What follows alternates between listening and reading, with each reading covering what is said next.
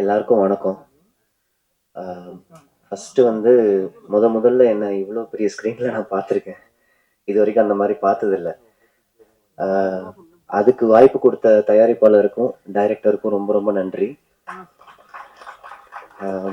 Because ஜென்ரலாக சின்ன திரையிலேருந்து silver ஸ்க்ரீனுக்கு பெருசாக எடுக்க மாட்டாங்க. அது என்ன காரணம் அப்படிங்கிறது ஒவ்வொருத்தரும் ஒவ்வொரு காரணம் சொல்லுவாங்க. பட் நான் அதை நம்ப மாட்டேன். திறமை இருக்கிறவங்கள எப்பேற்பட்ட ஒரு டைரக்டரும் ஈஸியாக கண்டுபிடிச்சிருவாங்க.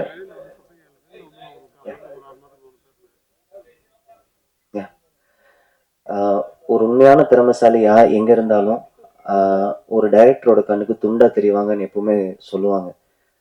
அதுக்கு மிகப்பெரிய எக்ஸாம்பிள் வந்து பாரதி ராஜா சார். போற போக்குல ஒரு நரிகனை பிடிச்சிக்கலாம் வாயா அப்படிங்கிறதெல்லாம் ஒரு இன்டர்வியூல நான் பார்த்துருக்கேன். என்னோட பெரிய பிளெஸிங் என்னன்னா, அவர் நடிக்கிறத ஒரு தடவை என்னோட ஃப்ரெண்டோட படத்துல நான் பார்த்துருக்கேன். அண்டு எப்படியாவது கூட நடிக்கணும்னு ஆசை இருந்துச்சு, அது எனக்கு நடக்கல. அதே மாதிரிதான் பாக்யராஜ் சாரும் ஒரு தடவை சின்ன திரையில எங்களோட ப்ரொடக்ஷன்ல ஒரு சீரியல் நடிச்சாரு. அவர் கூட ஒரு ஷார்ட்டாவது நடிச்சிரும்னு ஆசைப்பட்டேன். அதுவும் நிராசையாவே போயிடுச்சு. ஸோ அவங்களுக்கு ஆழ்ந்த இரங்கலை தெரிவிச்சுக்கிட்டு, அண்டு அஃப்கோர்ஸ் நம்மளோட ஜாம்பவான்கள் ஒருத்தர்கிட்டையும் பேசுறதுக்கு எனக்கு ஒரு கதை இருக்கு. அஃப்கோர்ஸ் டைம் கன்ஸ்டன்ட் ரொம்ப கம்மியா இருக்கு. அப்படிங்கிறதுனால உங்க எல்லாத்துக்கிட்டையும் உங்களோட ஆசீர்வாதத்தை நான் வாங்கிக்கிறேன். ஆக்சுவலி சொல்ல போனா எந்த அளவுக்கு நான் பிளெஸ்ட் அப்படிங்கிறது எனக்கு வந்து வாயால சொல்ல தெரியல. இப்பேற்பட்ட ஜாம்பவான்கள் உட்கார்ந்துருக்கிற இடத்துல அவங்க பேசுறதுக்கு முன்னாடி முதல்ல மேடை என்ன கூப்பிட்டு என்ன பேச வச்சதுக்கு ரொம்ப நன்றி. பிகாஸ் நான் கடைசியா பேசினேன்னா நான் எனக்கு தெரியல, நான் ப்ரிப்பேர்லாம் பண்ணிட்டு வரல. அண்ட் அஃப்கோர்ஸ் நடுநாடு படம் எனக்கு வந்து இந்த இதுல வந்து என்ன கதாநாயகன்னு சொன்னாங்க. உண்மையா சொல்ல போனா கதையோட நாயகன் திரு சம்பத் அவர்கள் தான். பிகாஸ் இந்த கதை தான் இதுல ரொம்ப ரொம்ப முக்கியமான விஷயம். நான் வந்து நான் டைரக்டர் கிட்ட பெர்மிஷன் கேட்டேன். ஸோ இந்த விஷயத்த சொல்லலாம். நான் வந்து ஒரு டைரக்டரா வரணும் அப்படின்னு சொல்லி ஆசைப்படக்கூடிய ஒரு கேரக்டர் இதில் நான் பண்ணியிருக்கேன். ஸோ அதில் ஏற்படுற ரிஜெக்ஷன்ஸ், அதில் ஏற்படுற கஷ்டங்கள், அதை தாண்டி வர்ற விஷயங்கள் எல்லாமே இதில் வந்து ரொம்ப அழகாக காமிச்சிருக்காரு. அண்ட் ஆல்சோ அந்த போர்ஷன்ஸ், அந்த ட்ரெய்லர் போர்ஷன்ஸ் எல்லாம் நீங்கள் பார்த்துருப்பீங்க. ஸோ கண்டிப்பாக இது ரொம்ப ரொம்ப நல்ல ஒரு என்டர்டெயின்மெண்ட் படமாக இருக்கும்னு நான் ரொம்ப நம்புகிறேன். அண்டு மறுபடியும் என்னை வாய்ப்பு கொடுத்து இந்த மேடையில் நிற்க வச்சதுக்கு உங்கள் எல்லாருக்கும் ரொம்ப ரொம்ப நன்றி. கண்டிப்பாக சப்போர்ட் பண்ணுங்கள். இந்த படம் ஒரு வெற்றி படமாக அமையணும் அப்படிங்கிறதுக்காக நான் கடவுளையும் என்னோட சீனியர்ஸ், என்னோட ஜாம்பவான்களையும் நான் வேண்டிக்கிட்டு, எனக்கு பேச தெரியல இதுக்கு மேலே. ஜென்ரலாக எனக்கு அந்த ஸ்டேஜ் ஃபியர் வராது. பட் எனக்கு இன்னைக்கு I don't know, I'm really sorry. And of course நான் மெயினாக சொல்ல வந்து நம்ம ப்ரெஸ் பீப்புள். ஸோ எங்களோட படத்துக்காக வந்து எங்களுக்கு ஒரு ஸ்டார்ட் அப் கொடுத்துரு, ஒரு கிக் ஸ்டார்ட் கொடுக்கணும் அப்படின்னு சொல்லி வந்து நீங்கள் வந்த எல்லாருக்கும் ரொம்ப ரொம்ப நன்றி. அண்டு ப்ரெஸ்லேருந்து வந்தவங்க அண்ட் ஃபோட்டோகிராஃபர்ஸ், ஸ்டில்கிராஃபர்ஸ் எல்லாருக்குமே ரொம்ப ரொம்ப நன்றி. கண்டிப்பாக சப்போர்ட் பண்ணுங்கள். கண்டிப்பாக இந்த ஒரு படம் வெற்றி படமாக அமையணும் அப்படின்னு ஒரு நம்பிக்கையில் உங்கள் எல்லாத்திட்டையும் வாழ்த்தி விடுறேன். ஐயோ அஃப்கோர்ஸ் சாரி, நம்ம டைரக்டர் அவரை விட்டேன். மனுஷன் வந்து என்கிட்ட ஃபர்ஸ்ட் டைம் வந்து ஒரு கதை சொல்லணும் சார், கதை இருக்கு வாங்க அப்படின்னு சொல்லிட்டு கூப்பிட்டாப்புல. இப்போ வரைக்கும் இந்த படத்தோட கதையை எனக்கு ஃபுல்லா அவர் சொல்லவே இல்லை. என்னோட போர்ஷனை மட்டும் சொன்னாரு. சார் இந்த போர்ஷன் தான் உங்களோடது, அடுத்தது வந்து நாங்க வந்து இங்க ஒரு கதை உள்ள போயிடுவோம், நம்ம கிராமத்துக்குள்ள போயிடுவோம் அப்படின்னு சொல்லுவாரு. ஒரு தடவையும் சத்தியமா சொல்றேங்க, இன்னைக்கு வரைக்கும் பிரிண்ட் ஆன சீன் பேப்பர் அந்த மனுஷன் எங்க கிட்ட காமிச்சதே கிடையாது. இதுல நடிச்சவங்களுக்கு கண்டிப்பா தெரியும்.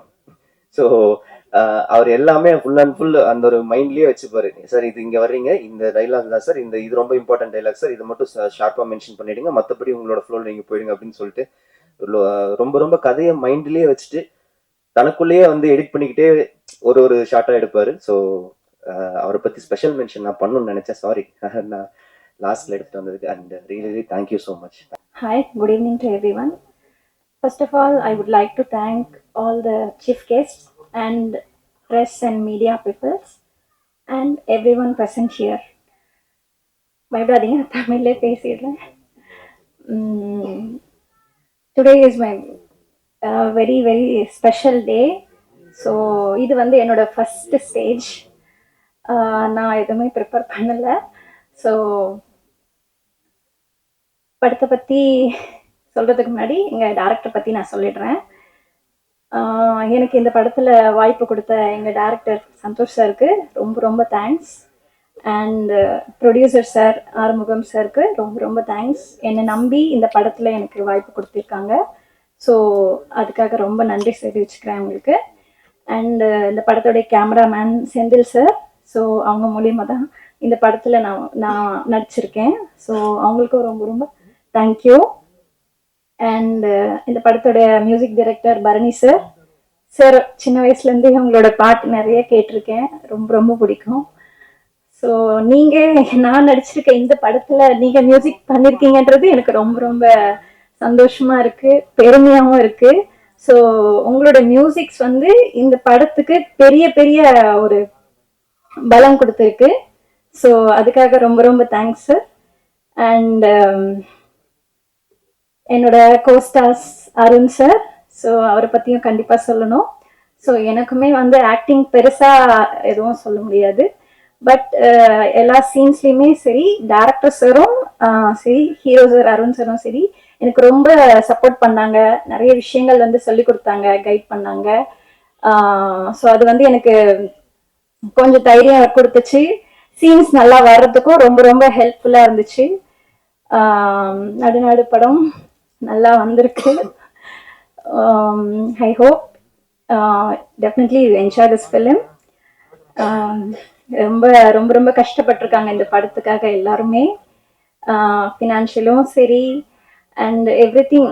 இந்த படத்துல எல்லா விஷயத்துக்குமே வந்து எல்லாருமே ரொம்ப ரொம்ப கஷ்டப்பட்டிருக்காங்க. இது ஒரு ஆளால மட்டும் இந்த படம் உருவாகல. So entire crew and technicians எல்லாருமே இந்த படத்துக்காக ஒவ்வொருத்தரும் வந்து ரொம்ப ரொம்ப கஷ்டப்பட்டு ஒர்க் பண்ணியிருக்காங்க. ஸோ கண்டிப்பாக உங்களுக்கு இந்த படம் பிடிக்கும். அது மட்டும் இல்லாமல் இந்த ஸ்டேஜில் நான் இருக்கிறதுன்றது என்னுடைய பல நாள் கனவு. ஸோ ஒன்று சொல்லுவாங்க, நீங்க எந்த விஷயத்தை பத்தி நீங்க நினைச்சிட்டே இருக்கீங்களோ அது கண்டிப்பா ஒரு நாள் வந்து அது நடந்தே தீரும். அதை வந்து மாத்த முடியாது. பட் நீங்க எந்த அளவுக்கு வந்து அதை நம்பிக்கையோட முயற்சி பண்றீங்களோ, உங்களுக்கு முழு நம்பிக்கையும் இருக்கணும். நீங்க அட் த சேம் டைம் அதுக்காக நீங்க உழைக்கணும். ஸோ அந்த உழைப்பு உங்களுக்கு கண்டிப்பா ஒரு நாள் புகழை தேடி கொடுக்கும், வாய்ப்பை தேடி கொடுக்கும். ஸோ அதை வந்து நான் முழுசா நம்புறேன். அது எனக்கு நடந்திருக்கு.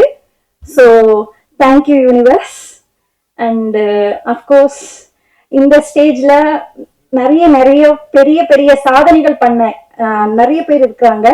ஸோ அவங்க இருக்கிற இந்த ஸ்டேஜ்ல நான் எனக்கும் ஷேர் பண்ணதுக்கு ரொம்ப ரொம்ப தேங்க்யூ.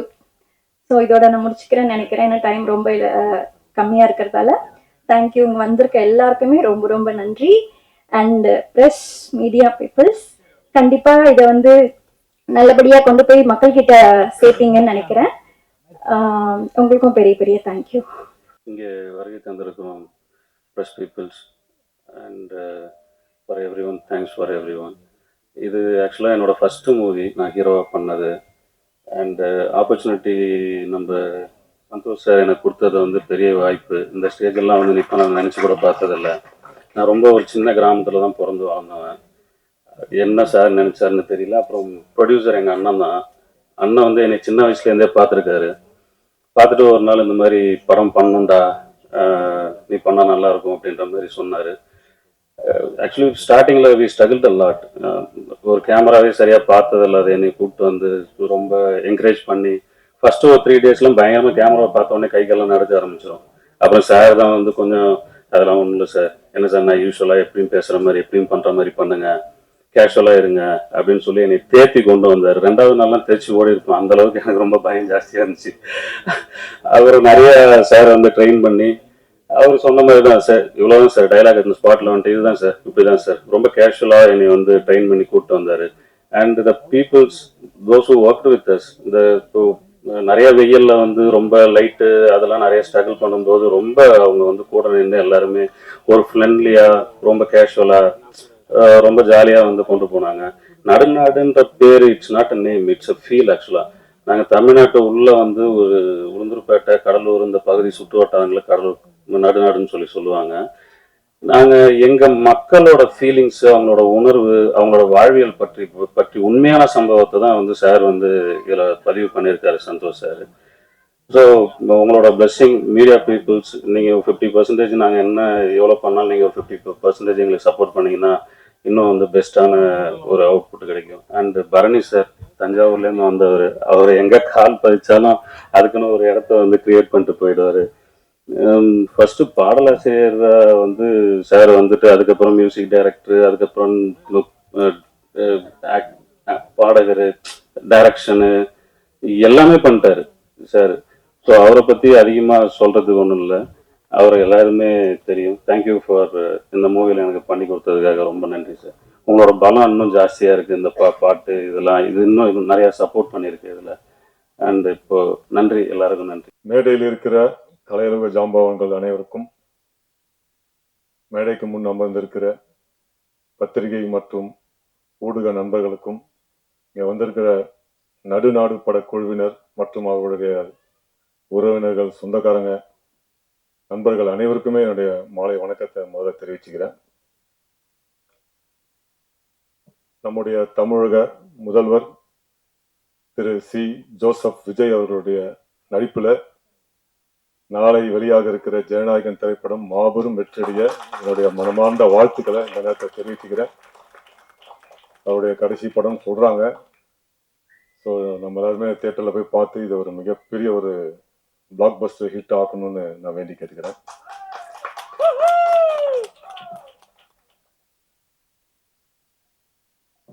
ஒரு 7-8 வருஷத்துக்கு முன்னாடி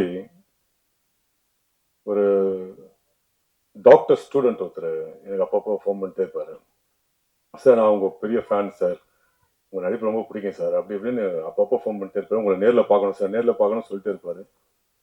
சரி, நானும் நிறைய பேர் பேசுவாங்க, அது மாதிரி இவரும் பேசுறாருன்னு நினச்சிட்டு ஒரு நாள் வர சொன்னேன். கிட்டத்தட்ட ஒரு வருஷம் பேசிட்டே இருந்தாரு. ஒரு நாள் வர சொன்னேன் வீட்டுக்கு. ஒரு சின்ன பையன் மாதிரி காண்டி ஒன்று போட்டுக்கிட்டு துருன்னு வந்தாப்புல. வந்துட்டு, சார் நான் உங்களுக்கு ஒரு கதை வச்சிருக்கேன் சார் அப்படின்னாரு. சரி, ஏதோ பையன் விளையாட்டு போல ஏதோ சொல்றான் போல, சொல்லுப்பா அப்படின்னேன். அப்புறம் சொன்னா, அந்த கதையில வந்து அந்த லீட் கேரக்டர் யாருப்பா பண்றது கேட்டேன். சார் நீங்க தான் சார். என்னப்பா சொல்ற அப்படின்னு.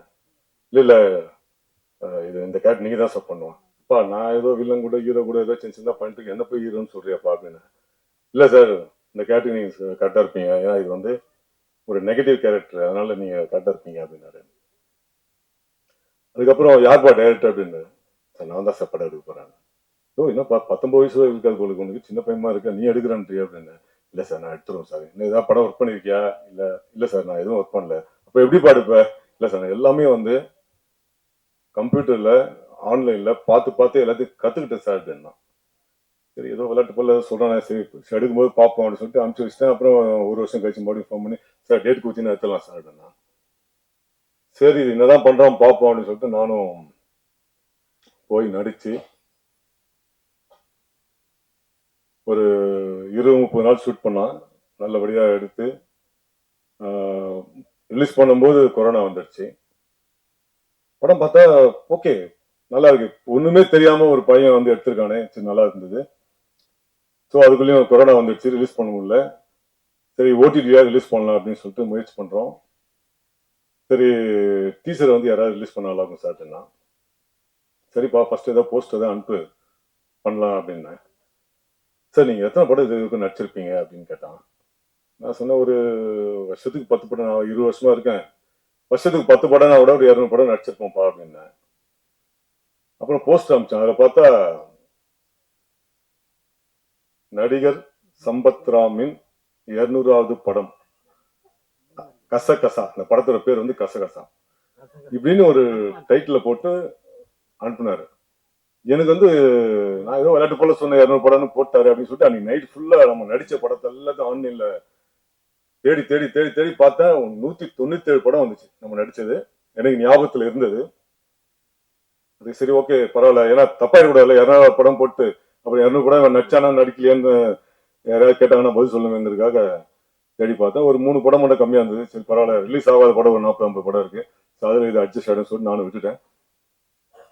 அதுதான் என்னோட முதல் படம், சம்பத் ராம் இன் அப்படின்னு போட்டு வந்த படம். அதுக்கப்புறம் ஒரு லாங் கேப்புக்கு அப்புறம் ஒரு டைரக்டர் சார் சந்தோஷ் சேகர்னு பேசுகிறேன் சார், உங்களை பார்க்கணும் அப்படின்னு அவரும் கேமராமேன் செந்தில் சாரும் பேசினாங்க. ஒரு காஃபி ஷாப்பில் உட்காந்துட்டு, சார் நீங்கள் தான் இந்த கேரக்டர் பண்ணுறீங்க சார் அப்படின்னு சொன்னார் டைரக்டர். இது வந்து ராஜ்கிரண் சார் பண்ணால் எப்படி இருக்குமோ அந்த மாதிரி ஒரு கேரக்டர் சார், ஒரு ஊர் பெரியவர், ஒரு பெரிய தலைவர். ஸோ நீங்கள் பண்ணால் கரெக்டாக இருக்கும் அப்படின்னு சொன்னார். நானும் அதை ஒத்துக்கிட்டு பண்ணி முடிச்சுட்டு ஃபர்ஸ்ட் டைம் வந்து போஸ்டர் அனுப்பிச்சாரு. நான் உண்மையில அதை எதிர்பார்க்கல. சம்பத்ரா மின் அப்படின்னு போட்டு அனுப்பிச்சு வச்ச உடனே எனக்கு உண்மையிலே ஒரு நாளைக்கு அப்புறம் அதுக்கு ஒரு மதிப்பு இருக்குல்ல. சம்பத்ரா மீன், அது சின்ன படமோ பெரிய படமோ நம்ம அதை எய்ம் பண்ணி சினிமா வரலாம் கூட, பட் அந்த சம்பத்ரா மீன் அந்த ஒரு பேர் போடும்போது அது ஒரு இனம் புரியாத ஒரு சந்தோஷம். நம்மளும் 28-29 வருஷமா ஃபீல்ட்ல இருக்கோம். இந்த மாதிரி வருதுங்கிறது நம்மளும் சின்னதா பண்ணி அந்த ஒரு இடத்துக்கு வரவான்னும் போது அது ஒரு சின்ன சந்தோஷத்தையும் ஒரு நம்பிக்கையும், சரி இன்னும் நம்ம வந்து இன்னும் நிறைய சாதிக்கணும், இன்னும் நிறைய பண்ணணும், இன்னும் நிறைய நல்லா நடிக்கணும்ன்ற ஒரு ஆர்வத்தையும் ஒரு உந்துதல் சக்தியும் கொடுக்குறது. அந்த படம் அந்த மாதிரி ஒரு டைட்டில போட்டு எனக்கு அந்த வாய்ப்பை கொடுத்த இந்த படத்தோட நடுநாடு திரைப்படத்துடைய இயக்குனர் சந்தோஷ் சேகரன் அவர்களுக்கும், இந்த படத்தோட கேமராமேன் செந்தில்குமார் அவர்களுக்கும், இந்த படத்தோட ப்ரொடியூசர் தாம்பு சார் அவர்களுக்கும் என்னோட மனமார்ந்த நன்றியை தெரிவிச்சுக்கிறேன் முதல்ல. ஏன்னா ரொம்ப அழகா வேலை வாங்கி என்னை நடிக்க வச்சாருன்னு தான் சொல்லணும். நான் எப்பவுமே வந்து இயக்குநர்களுடைய நடிகர். நான் ஒரு களிமண் மாதிரி தான் போவேன் ஸ்டூடியோ ஸ்பாட்டுக்கு. முன்னாடியே ப்ரிப்பேர் பண்ணிலாம் போறது இல்லை. ஸ்பாட்டுக்கு போன பிறகு டைரக்டர் என்ன சொல்றாருங்கிறது நல்லா அழகா உள்வாங்கி அதை வந்து வெளியே நடிப்பா வெளிப்படுத்துவோம். அப்படிதான் வந்து திருப்பாச்சி படத்துல நீங்கெல்லாம் பார்த்துருப்பீங்க, லைட்டா மொட்டத்தலையோட இருந்திருப்பாங்கல்ல. பேரரசு சார் வந்து அந்த ஜெயில் சீன் பார்த்துருப்பீங்க, பட்டாசு பாலுவோடைய இன்ட்ரோடக்ஷன் ஷாட்டு. அதுல வந்து நான் நடிச்சேன், நல்லா நடிச்சேன்னு நிறைய பேர் பாராட்டினாங்க. அதுக்கு முக்கிய காரணம் வந்து பேரரசு சார் தான். அவர் வந்து நான் என்ன பண்ணணும் அதை அப்படியே அவர் நடிச்சு காமிச்சாரு. ஈச் அண்ட் எவ்ரி திங் வந்து அதில் நடிச்சு காமிச்சாரு. அப்படியே அதில் நடித்தேன். அந்த கேரக்டர் வந்து இப்போ ரீசெண்டாக யாரோ ஒருத்தர் எனக்கு வந்து ஆன்லைன்ல சோசியல் மீடியாவில் வந்தது எனக்கு அமிச்சாரு. அதை பார்க்கும்போதே ரொம்ப சந்தோஷமா. இப்போ கூட வரும்போது நம்ம கமலா தியேட்டர்ல அவ்வளோ பெரிய பேனர் திருப்பாச்சி வந்து ரிலீஸ் பண்றாங்க அப்படின்னு ரொம்ப சந்தோஷமா இருந்தது.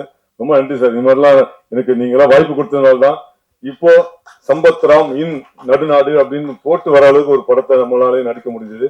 ஸோ ஒரு இத்தனை படங்கள்ல என்னுடைய இயக்குனர்கள், உதவி இயக்குனர்கள் இவங்க எல்லாருமே வந்து என்னை சப்போர்ட் பண்ணி ஒவ்வொரு படத்துலையுமே நான் போய் ட்ரை பண்ணும்போது இவனுக்கு ஏதாச்சும் ஒன்று கொடுத்துடணும். ஏன்னா அந்த அளவுக்கு போய் போய் போய் போய் பார்த்து பார்த்து பார்த்து அவங்கள வந்து தொல்லை போயிட்டே இருப்பேன். இவனுக்கு ஏதாச்சும் ஒன்று கொடுக்கணுன்றதுக்காகவே எனக்கு வந்து சின்னதோ பெருசோ அவங்க படத்துல மக்கள் பார்த்தார் அவங்க மைண்ட்ல இருக்கிற அளவுக்கு ஒரு கேரக்டருங்களை கொடுத்த ஒவ்வொரு படத்துலையும் என்னை வந்து இந்த அளவுக்கு நடிக்க வச்சிருக்காங்க. இப்போ இந்த ஸ்டேஜுக்கு வர வச்சிருக்காங்கன்னு தான் சொல்லணும். உங்க எல்லாருக்குமே என்னோட மனமார்ந்த நன்றியை தெரிவிச்சுக்கிறேன். நடுநாடு டீம் மொத்த பேருக்குமே என்னோட மனமார்ந்த வாழ்த்துக்களையும் நன்றியையும் தெரிவிச்சுக்கிறேன். இந்த படம் பிரஸ் மீடியா நீங்க தான் வந்து கொண்டு போய் சேர்க்கணும். சின்ன படம்னு விட்டுறாதீங்க தயவுசெய்து. இந்த படத்தை கொண்டு போய் சேருங்க. இந்த படம் நிச்சயமா எல்லாருக்கும் பிடிக்கும் நான் நம்புறேன். அப்புறம் இந்த படத்துல மியூசிக் டைரக்டர் பத்தி சொல்லி ஆகணும். சாரி பரணி சார், உண்மையிலே 3 பாடல்களும் ரொம்ப அற்புதமா இருக்கு சார். உங்களுடைய முதல் படத்துல இருந்து நான் பெரிய ரசிகன். அந்த படத்தோட ஒவ்வொரு சாங்குமே அவ்வளவு ஹிட். அது அப்படி ரசிச்ச அந்த சாங்ஸ் மியூசிக் டைரக்டர் வந்து இந்த படத்துக்கும் மியூசிக் பண்ணியிருக்காரு. அதுல நானும் நடிச்சிருக்கேன் அப்படிங்கறத ரொம்ப ரொம்ப பெருமையாகவும் சந்தோஷமா ஃபீல் பண்றேன் சார். மிகப்பெரிய இந்த படம் வந்து சாங்ஸ் வந்து மிகப்பெரிய ஒரு வெற்றி அடையும். வாழ்த்துக்கள். நன்றி சார். ப்ரெஸ் பீப்புளுக்கும் மீடியா பீப்புளுக்கும் எனது மாலை வணக்கத்தை தெரிவிச்சுக்கிறேன். இந்த நடுநாடு படம் வந்து எப்படி தொடங்குச்சுன்னா, ஃபர்ஸ்ட் ஒரு 2 வருஷமா இந்த டேரக்டர் வந்து என்கிட்ட ஒரு கதை சொல்லுவாப்புல. இந்த கதை ரொம்ப நல்லா இருக்கும் சார் அப்படின்னு கதை சொல்லியிருந்தாரு. நானும் என்னன்னா ஒரு வெற்றிக்காக வெயிட்டிங்ல இருந்துகிட்டு இருக்கேன். அந்த மாதிரி அவர் வந்து ஒரு கதை சொன்னார். அது சினிமா பற்றிய கதை. இது சினிமா பண்ணி நிறைய பேர் ஒன்றும் பெருசா ஜெயிக்கலையா, திருப்பியும் சினிமா பத்தி சொல்றாரு சார். இது ஒரு விதமான கதை சார்னு அப்புறம் மீண்டும் வந்து சொன்னாரு. சொல்லி விடவே இல்லை. கடைசி வரைக்கும் இந்த படத்துக்கு நீங்க மியூசிக் பண்ணி கொடுக்கணும். நான் ஒரு நல்ல படமா, நல்ல ஒரு பெரிய படமா பண்ணணும். எல்லாருக்குமே கனவு அப்படித்தானே. அதுக்காக நான் வெயிட்டிங்ல இருந்துகிட்டு இருந்தேன். அவர் வந்து பேசக்குள்ள அவர் அந்த கதை சொன்ன விதம், ஆள் அப்படி வந்து பேசுற அந்த வெறித்தனம், அதெல்லாம் எனக்கு ரொம்ப பிடிச்சி போச்சு. அப்புறம் கம்போஸ் பண்ணோம். தாமஸ் சார் வந்து ப்ரொடியூசருங்க வந்து பாட்டு எழுதுவாங்கன்னு எனக்கு தெரியாது. நான் இது வரைக்கும் என் படத்துல வந்து எந்த ப்ரொடியூசரையும் பாட்டு எழுத வச்சதில்லை. இந்த படத்துல தான் முதல் முறையா தாமு சார் வந்து எழுதி கொடுத்து நான் மிரண்டு போயிட்டேன். எல்லா பாடலுமே அவர் லிரிக்ஸ் கொடுத்து அதுக்கப்புறம் தான் நான் டியூன் பண்ணேன். எந்த சாங்குமே டியூன் பண்ணிட்டு எழுதலை. அது ஒரு எனக்கு சவாலாக இருந்தது இந்த படத்துக்கு. இப்போ நீங்கள் கேட்ட பாடல் எல்லாமே லிரிக்ஸுக்கு டியூன் பண்ணது. இந்த பாடல் கேட்கக்குள்ள ஹரிஸ் ராகவன் பாடக்குள்ள அவர் வந்து சொன்னார், சார் இந்த சாங் ரொம்ப நல்லா இருக்கு, அடியே என் சண்டைக்காரி அப்படின்னு சொன்னார். அவரும் நானும் சேர்ந்தாலே கன்ஃபார்மாக ஒரு ஹிட்டு. இந்த படத்துக்கும் அப்படி அமைஞ்சிருக்கு. கண்டிப்பாக நடுநாடு மிகப்பெரிய வெற்றி அடையணும். என்னோட சினிமா ஜாம்பவான்கள் எல்லாம் மேடையில் இருக்காங்க. அவங்க பேரை தனித்தனியாக சொல்லி நான் வாழ்த்து தெரிவிக்க முடியாது. மொத்தமாக வாழ்த்து தெரிவிச்சிருவங்க எல்லாருக்கும். இதுக்கு மேலே அவங்க பேசுவாங்க. நன்றி, வணக்கம். அனைவருக்கும் மாலை வணக்கம். நடுநாடு திரைப்படத்தின் இசை வெளியீட்டு விழா, ட்ரெய்லர் வெளியீட்டு விழா மிக சிறப்பாக நடைபெற்று கொண்டிருக்கும் இந்த அழகான மேடையை அலங்கரித்து கொண்டிருக்கும் எனது சக திரையுலக நண்பர்கள் அனைவருக்கும் எனது மனமார்ந்த வணக்கத்தை தெரிவித்துக் கொண்டு, என்ன பேசுறது, ஒரு நல்ல படம் ஓடிட்டு இருக்கேன், இவர் பேசிட்டு இருக்கார் நடுவில். ஒரு நல்ல ட்ரெய்லரு, மிரட்டலான ட்ரெய்லரு, இந்த காலத்துக்கு ஏற்ற சத்தத்தோடு அழகா பின்னணி கோர்வை இருந்தது. இந்த காலத்து சத்தம், அதுக்கு இந்த சத்தம் கேட்கலன்னா இவனுக்கு மியூசிக் தெரியலன்றவாங்க. கரெக்டா கரெக்டா இசையமைப்பாளர் பரணி அவர்கள் வரும்போதே நான் பார்த்தேன். ஒரு 2 நாளைக்கு முன்னாடி கூட நான் காரில் ட்ராவல் பண்ணும்போது அவருடைய பேட்டியை கேட்டுகிட்டே போனேன். அவருடைய பாட்டெல்லாம் எப்படி எப்படி கம்போஸ் பண்ணார். ரொம்ப எளிமையான ஒரு மனிதர், ரொம்ப நிறைவான பாடல்களை கொடுத்தார். உண்மையில் ஒரு நல்ல மெலடி கிரியேட்டர். உண்மையிலுமே துளி துளியாய்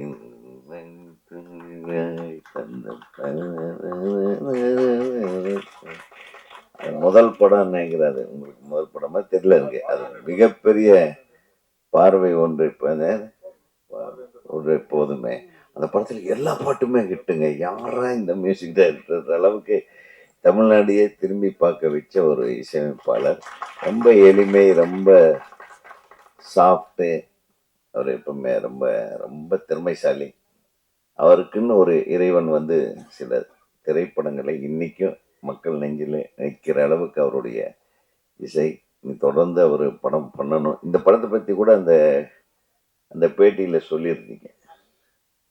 அதான் இந்த பார்த்தா நடுநாடுன்னு ஒன்றையே நான் ஓகே அப்படின்னு இந்த படத்தை பற்றி சொல்லியிருந்தாரு அந்த பேட்டியில் கூட. பார்த்தீங்களா, தயாரிப்பாளர் பாருங்கள் உங்களுக்கு எவ்வளோ ஹெல்ப் பண்ணுறாரு டைரக்டரை, சந்தோஷ் சேகர். அதனால் ஒரு கலைஞன் அப்படித்தான், கள்ளங்கப்படம் இல்லாமல் அது அந்த படம் எப்போ ரிலீஸ் ஆகுது என்ன ஏதுன்னு தெரியாது. அவர் இப்போ நான் ஒரு படம் பண்ணியிருக்கேன் சார், அது ரொம்ப நாள் கழிச்சு கரெக்டாக அதை சொல்லிட்டு இருந்தார். அதே படம் இசை வெளியீட்டு விழாவுக்கு நான் வந்ததில்லை. அதுவும் அவர் 2 நாள் முன்னாடி நான் வந்து பேட்டியை கேட்டுட்டு 3வது நாள் அவரை பார்க்குறது ரொம்ப சந்தோஷம். மிகச்சிறப்பாக இருந்தது. பாடல்கள்லாம் ரொம்ப அழகாக நம்ம அந்த கிராமிய பாடியில் அழகாக இருந்தது. குறிப்பாக சொல்லட்டுமா, யார் பாடலாசிரியர்னு சொன்னீங்க? பயங்கரமான ஆளாக இருக்கும்.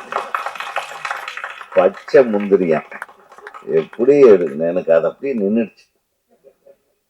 மற்ற எந்த வரியுமே நிற்கல. என்ன வரி, என்ன முந்திரி?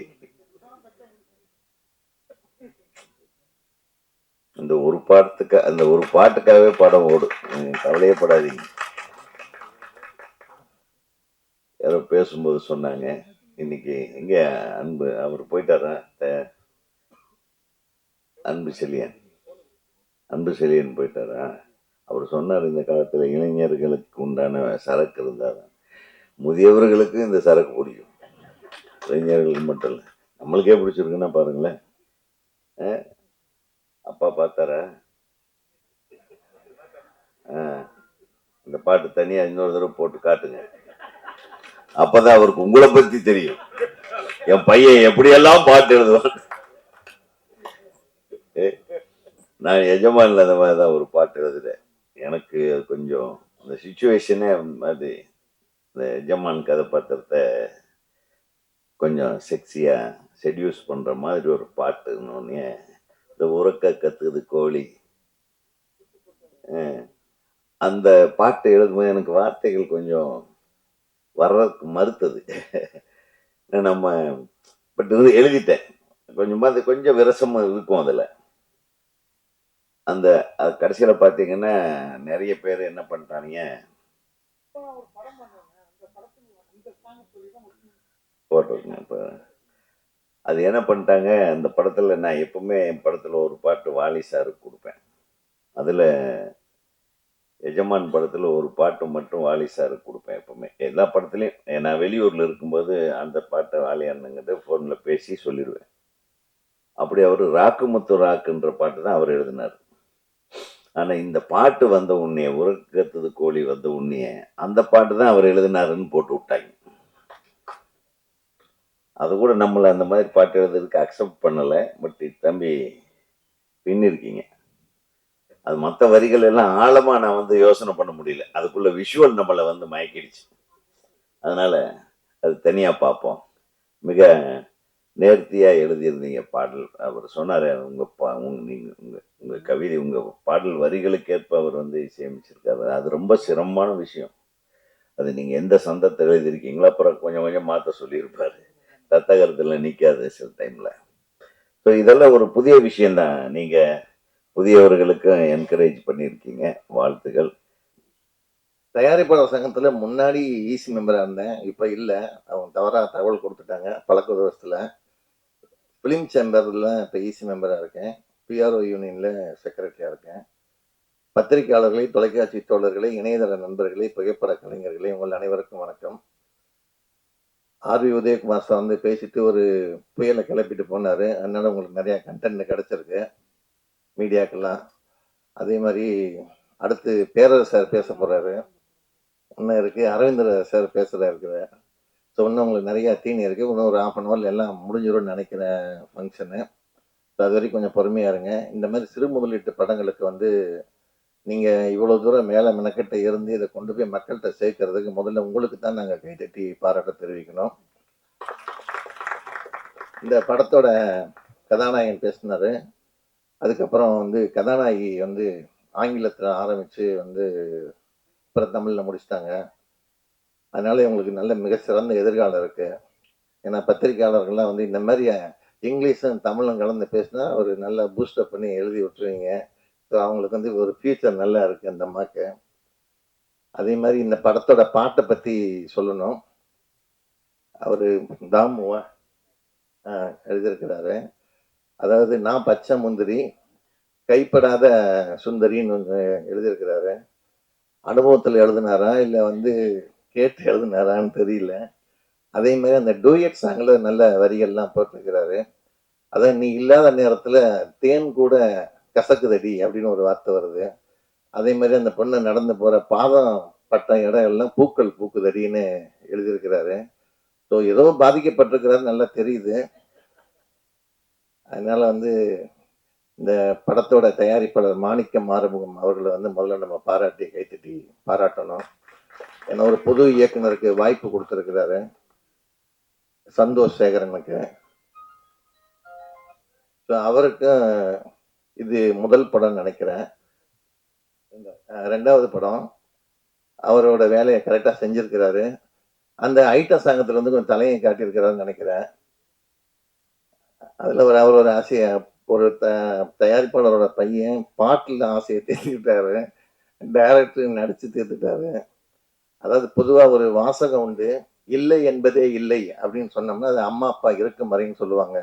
அது மாதிரி ஒரு தயாரிப்பாளர் இருக்கிற வரைக்கும் டைரக்டர் நல்லா படம் எடுத்து கொடுத்தாருன்னா அந்த தயாரிப்பாளர் வந்து ஒரு 100 குடும்பத்துக்கு சோறு போடுறவர் அவர் இந்த ஷூட்டிங் முடிகிற வரைக்கும்.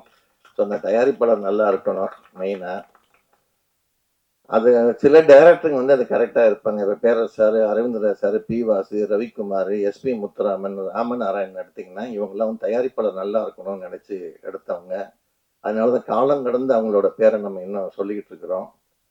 அதே மாதிரி வழக்கமா வந்து கதாநாயகிகள் வந்து ஜன்னல் போட்ட ஜாக்கெட் தான் அணிவாங்க. ஆனா ஒரு இசையமைப்பாளர் ஜன்னல் போட்ட சட்டையை போட்டு வந்திருக்கிறாரு. அவர் உண்மையிலே அந்த ஏசியை நல்லா ரசிக்கிறாருன்னு நினைக்கிறாரு. ஸோ அவரோட பாட்டெல்லாம் பார்த்தீங்கன்னா எப்பயுமே வந்து இந்த இரவு நேரத்தில் வந்து சில பேர் பாட்டு கேட்டு தூங்குறவங்க இருக்காங்க. அதில் கரெக்டாக ஒரு கோடிக்கணக்கான வீட்டில் இவரோட பாட்டு தான் ஓடிட்டு இருக்கு. அதே மாதிரி ராயல்ட்டி நிறைய கிடைச்சிட்டு இருக்குன்னு நினைக்கிறேன் அவருக்கு. இந்த மாதிரி சிறு முதலீட்டு படங்கள் வந்து நிறைய ஓடணும். எல்லாமே ஒரு டாபிக் மாதிரி இங்கே பேசிட்டு இருந்தாங்க. ஸோ ஒரு வருஷத்துல 250 படம் வருது. அதில் 25 படம் தான் கமர்ஷியல் ஹீரோக்கள் படங்கள். அதில் டைரக்டர் படங்கள் இருக்கும். மீதி 225 படங்களும் இந்த நடுநாடு படங்கள் மாதிரி சிறு முதலீட்டு படங்கள் தான் வருது. அவங்க தான் இன்னைக்கு இண்டஸ்ட்ரியை வாழ வச்சுக்கிட்டு இருக்கிறாங்க. அதுக்கே நம்ம அவங்களுக்கு பாராட்டு தெரிவிக்கணும். ஸோ வந்து படம் பார்க்கறது, வியாபாரம் அதெல்லாம் பற்றி பேசினாங்க. ஆக்சுவலாக ஒரு சங்கம், யூனியன்லாம் இருக்கிறதா இருந்தால் அவங்க என்ன பண்ணுவாங்கன்னா, நீங்கள் ஒரு தொழில் பாதுகாப்பு படம் எடுக்கிறதுக்கு உறுதுணையாக இருப்பாங்களே தவிர வித்து கொடுக்கறது சங்கத்தோட வேலை கிடையாது. ஒரு யூனியன் வந்து லேபர் வேலை செய்வாங்க. அந்த தொழிலாளி வந்து சம்பளம் கொடுக்கலாம், சம்பளத்தை வாங்கி கொடுக்கறது தான் யூனியனோட வேலை, அந்த நிர்வாகிகளோட வேலை. அது முதல்ல நம்ம புரிஞ்சுக்கணும். ஆனா என்ன பண்ணலாம்னா, இன்னைக்கு இண்டஸ்ட்ரி இருக்கிறதுல வந்து தேட்டர்ல படம் ஓடலைன்னா இதுக்கு நிறைய காரணங்கள் இருக்குது. இன்னைக்கு சயின்ஸ் நல்லா வளர்ந்துருச்சு, உள்ளங்கையில எல்லாமே வந்துருச்சு மொபைல்ல. ஸோ முதல்லலாம் வந்து டைம் பாஸுக்கு போய் தேட்டர்ல உட்கார்ந்தவங்களாம் இருக்காங்க, ஏசி அனுபவிக்கிறவங்க இருந்தவங்க இருந்தாங்க. ஸோ இந்த 1.5 மணி நேரம் பஸ்ஸுக்கு லேட் ஆகுன்னா போய் உட்காந்தாங்க, அந்த மாதிரிலாம் படம் பார்த்துட்டு இருந்தாங்க. இன்னைக்கு நிறைய மால் தியேட்டருங்கள் வந்திருக்கு. இந்த மால் தியேட்டர் இப்படி இருக்குன்னு ஒரு 60% பீப்புளுக்கு இன்னும் தெரியாது. அதுக்குள்ள நிறைய இருக்குங்கிறது. அந்த யங்ஸ்டர் வந்து 20-25% தான் இந்த மால் தியேட்டரை என்ஜாய் பண்ணி போயிட்டு இருக்கிறாங்க. அது வெள்ளி, சனி, ஞாயிறு தான் ஃபுல்லாகும். மற்ற நாள்லாம் கம்மியாயிரும். பட் அரசாங்கம் நினைச்சா இதெல்லாம் நிறைய வாழ வைக்கலாம். அதாவது வெள்ளி, சனி, ஞாயிறுல வந்து டிக்கெட் அதிகமாகும். திங்கள்லேருந்து வியாழக்கிழமை வரைக்கும் டிக்கெட்டை கம்மியாக பண்ணால் தியேட்டர்ல கூட்டம் வர்றதுக்கு வாய்ப்பு இருக்குது. ஏன்னா இப்படிலாம் இருக்குங்கிறத பார்க்க வருவாங்க. ஸோ இதெல்லாம் வந்து அமைப்புகள் திருமலை சொன்ன மாதிரி இதில் அமைப்புகள்லாம் உட்கார்ந்து பேசி அதுக்கான வழிவகைகள் பண்ணணும். ஸோ இதை நம்ம அடுத்து பேரர் சார், அரவிந்தர் சாருக்கு ஏற்கனவே டைம் ஆயிடுச்சு. ஒரு சின்ன கதையை மட்டும் சொல்லிட்டு நான் முடிச்சுக்கிறேன். அதாவது ஒரு அரசியல்வாதி இப்போ எலெக்ஷன் முடிஞ்சதுனால கொஞ்சம் டயர்ட் ஆகிட்டார் அவர் படுக்க போகும்போது ஒய்ஃபை கூப்பிட்டு சொல்கிறாரு, எனக்கு ஏதாவது ஃபோன் வந்தால் நான் இருக்கேன்னு சொல்லாத அப்படின்னு சொல்லிடுறாரு. ஸோ அது அந்த அம்மாவும் படுக்கிறாங்க, ஒய்ஃபும். ஃபோன் அடிக்குது. இந்த அம்மா ஃபோனை பார்த்துட்டு வச்சிடுறாங்க. மறுபடியும் அடிக்குது, வச்சிடுறாங்க. அப்புறம் வந்து 4வது தடவை எடுத்துட்டு அவர் இருக்காரு அப்படின்னு வச்சிருச்சு. உடனே எந்திரிச்சு கத்துறான். யாரு? அரசியல்வாதி. நான் எத்தனை தடவை சொன்னேன், நான் இருக்கேன்னு சொன்னேன், ஏன் சொன்னேன் அப்படின்னு. அப்ப அந்த அம்மா சொல்லிச்சு, அது எனக்கு வந்த போனு அப்படின்னுச்சு. நன்றி, வணக்கம். பத்திரிகை நண்பர்களுக்கும், ஊடக நண்பர்களுக்கும், யூடியூப் நண்பர்களுக்கும், சினிமா பிஆர்ஓக்களுக்கும் எனது அன்பு கலந்த வணக்கங்கள். மேடையிலே வீற்றிருக்கின்ற அத்தனை நல்ல உள்ளங்களுக்கும் எனது வாழ்த்துக்களும் வணக்கங்களும். நடுநாடு திரைப்படத்தின் தயாரிப்பாளர் திரு தாமு சார் அவர்களுக்கும் ஐயாவுக்கும், அப்பாவை மேடையில் அழைச்சிட்டு வந்திருக்காரு. அதுவே வந்து ஒரு சந்தோஷமான ஒரு விஷயம். அந்த இயக்குனர் திரு சந்தோஷ் சேகரன் நல்ல கடினமான ஒரு முயற்சி எடுத்து இந்த படத்தை அவர் செயல்படுத்தி இருக்காரு. நிச்சயமா முயற்சி என்னைக்குமே வந்து வெற்றி பெறும், அதுல வந்து நமக்கு சந்தேகமே வேண்டாம். அதே மாதிரி அன்பு நண்பர் திரு சம்பத்ராம் ஒரு படத்துலையும் வித்தியாசமாவே தெரிவாரு. எப்படின்னா தான் இப்ப கேட்ட அந்த தாடி உங்களுக்கு கண்டினியூட்டியான்னு, அடுத்த படத்துல பார்த்தா இந்த தாடியே வேற மாதிரி ஒரு ஷேப்ல காட்டுவாரு. அந்த மாதிரி ஒரு சிறந்த நடிகர், நடிப்புக்காகவே வந்து தன்னை அர்ப்பணித்துக் கொண்டவர்.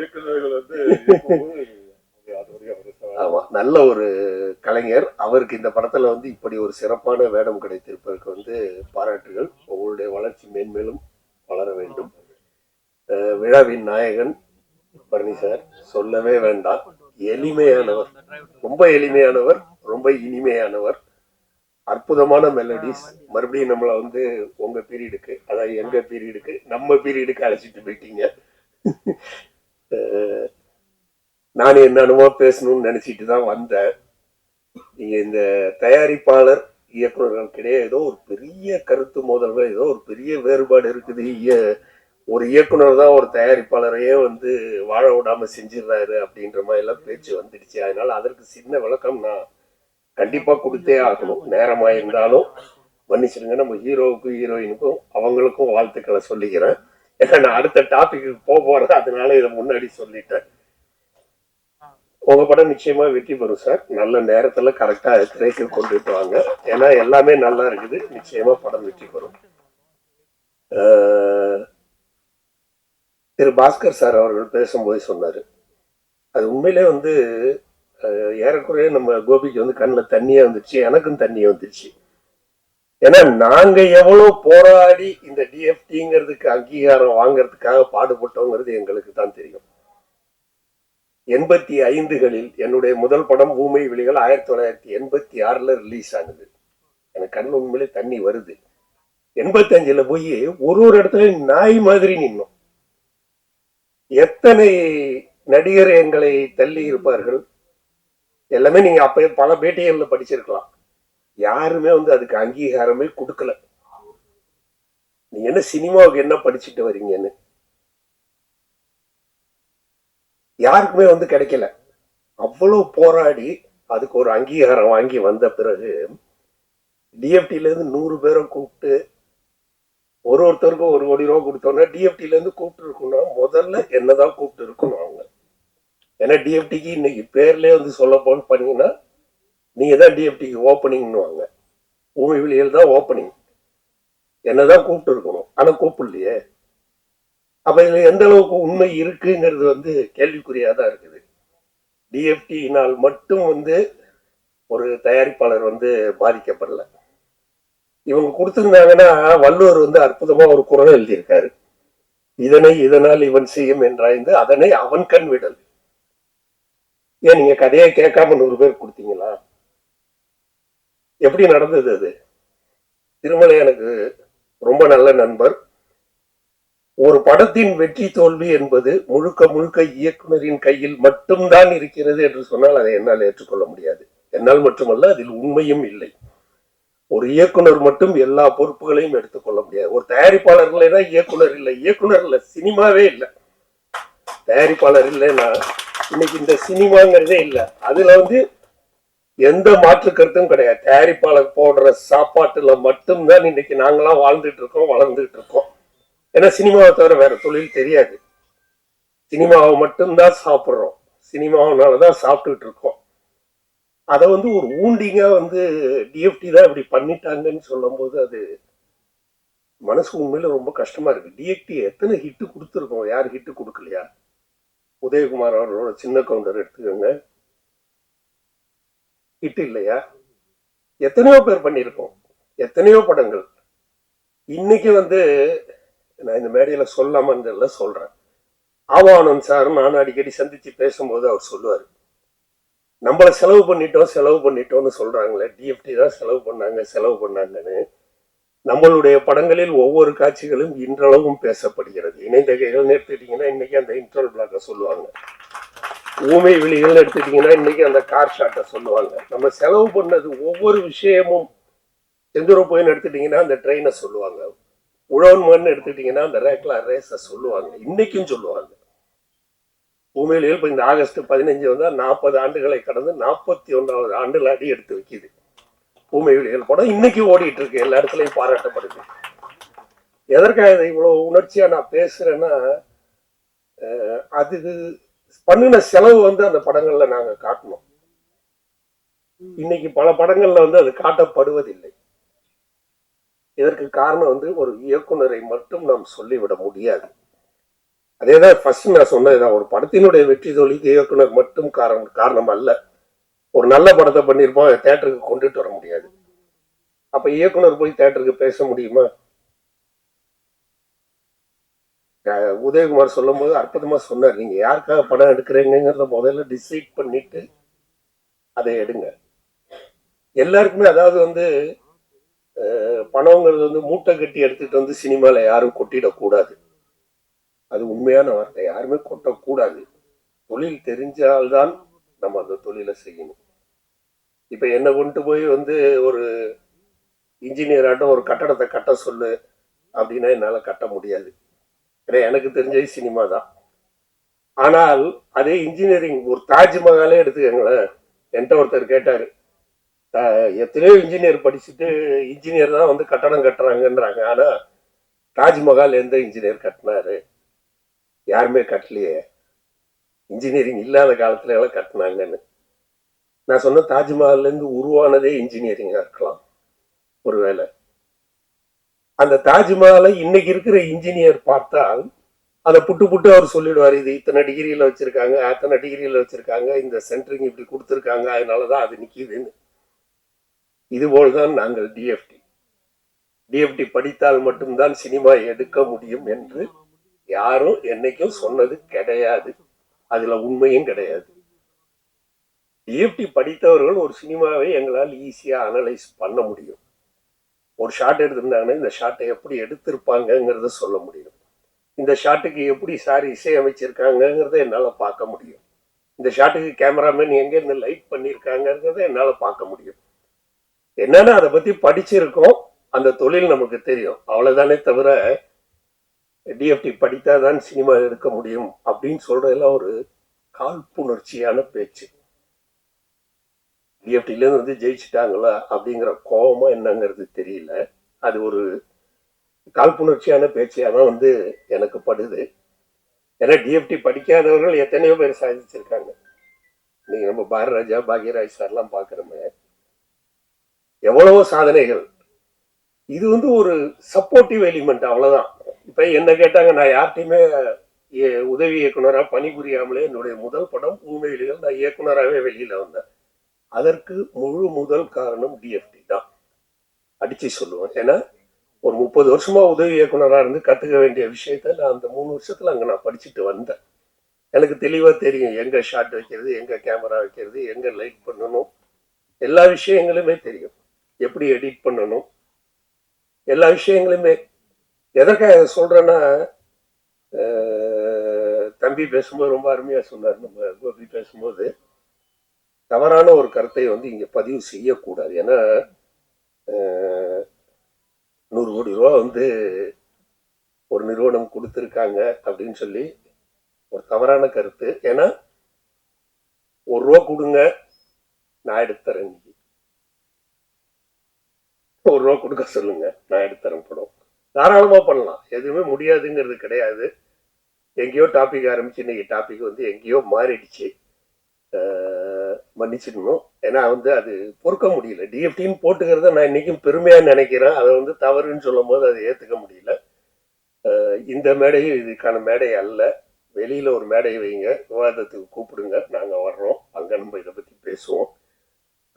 தந்த இந்த வாய்ப்புக்கு நன்றி கூறிக்கொள்கிறேன். இந்த படம் மிகப்பெரிய வெற்றி அடைய வேண்டும். சின்ன படம் பெரிய படம் அப்படிங்கிற வித்தியாசம் இன்னைக்கு வந்து இல்லை. பார்க்குற மக்கள் பத்தியில அப்படி ஒரு வித்தியாசம் கிடையாது. நல்ல படமாக இருந்தால் எந்த படத்தையுமே பார்க்குறாங்க. கடந்த ஆண்டு விஜய் முரளியனுக்கு ரொம்ப நல்லா தெரிஞ்சிருக்கும். கடந்த ஆண்டு வெற்றி பெற்ற படங்கள் நிறைய படங்கள் வந்து சின்ன படங்கள் தான். நம்ம இந்த கணக்கில் பார்த்தோம்னா, சின்ன படங்கள் பெரிய படங்கள்ன்ற கணக்கில் பார்த்தோம்னா, அதனால அந்த வித்தியாசம் கிடையாது. நல்ல படம் நிச்சயமா ஓடும். நீங்க நல்ல படம் எடுத்திருக்கீங்க, பயப்படாதீங்க, நல்லா ஓடும். நன்றி.